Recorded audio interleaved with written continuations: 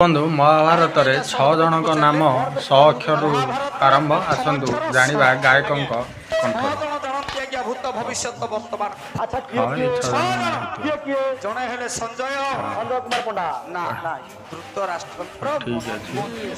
ଜଣେ ହେଲା ଶକୁନି ସମକ୍ଷର ସିଏ ହଉଛି ଆଜ୍ଞା ଦୁର୍ଯ୍ୟୋଧନର ମନ୍ତ୍ରୀ ଜଣେ ହେଲା ସହଦେବ ପାଣ୍ଡବଙ୍କ ଠିକ କଥା। ଜଣେ ହେଲେ ଶ୍ରୀକୃଷ୍ଣ ଏଇଠି ଆର ଗାୟକଙ୍କର ଫାଳିଆ ସବୁ ଆସିବ।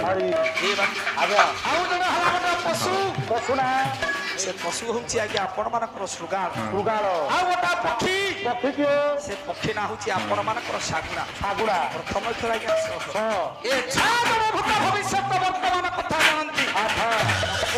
ସହଦେବ କିଛି କହିପାରିବେ ସହଦେବକୁ ଯୁଧିଷ୍ଠିର ପଚାରିଲେ ଏଇଥିଲା ବୋଲେ ହେ ସହଦେବ ଭାଇ